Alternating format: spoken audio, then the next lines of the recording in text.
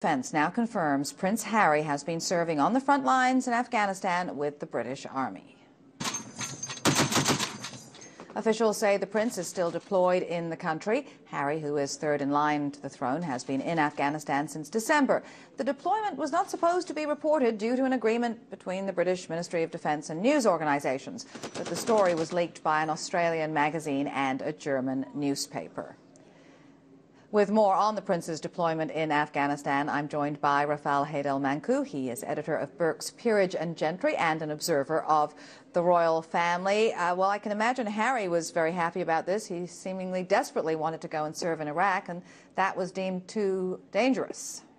Very much so. Prince Harry is a soldier through and through. He took his training very seriously, and he trained with his men, and he fully expected earlier to go into Iraq, and was terribly disappointed when it was decided that there was largely on political pressure to withdraw him. And at that point, he actually considered leaving the army after the Iraq issue. Apparently, when he was told by the Queen that he would be going to Afghanistan, he said that he felt, as he said it, a bit of excitement to finally get the chance to do the soldiering that he wanted to do. So for him, at least, this has been an ideal opportunity to do what he's trained to do. And I understand that that must have been an interesting conversation. Harry went to his grandmother and told her that he was going to Afghanistan, and she said something along the lines of, "I know, I'm the one that okayed it." That's right. I mean, it's nice to have a grandmother who's that influential. But there was, I mean, she was fully aware of the risks involved, which is one of the reasons why this has been a secret undertaking. I mean, her own son, Prince Andrew, brother of Prince Charles and uncle of Prince Harry, was targeted by the Argentinian Air Force when he was a helicopter pilot during the Falklands War.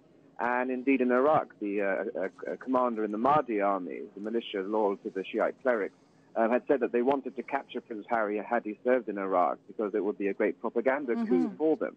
So certainly the Ministry of Defence were very conscious of this fact, and also the risk that Prince Harry would have caused to his own troops if he had been targeted, especially by the enemy forces.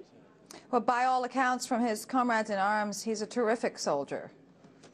Indeed, everyone has been saying that he's been doing his very best, and everyone's been impressed with the job that he has. He's been monitoring enemy soldiers' movements on screens and dealing with lots of the technical aspects of it, and leading scimitar tanks. And Terry Taliban, as he calls them, have been one of the things that he's been most interested in tracking. So now that the word is out that he's there, officially out, how much longer do you think he will stay there? Well, this is the question. The Ministry of Defence is fuming. This was leaked through the Drudge report, and it's been reported on international websites. There was a blanket screening of not revealing this in the British media, and the Ministry of Defence have now said that they're going to have to consult with all of the commanders involved in this to see where to go forward. They're very concerned. And certainly, now that the enemy know that Prince Harry's in the region, one wouldn't be surprised if they began to target him and his troops. All right. Well, thank you very much for helping us understand a little bit more about the behind the scenes of this. My pleasure.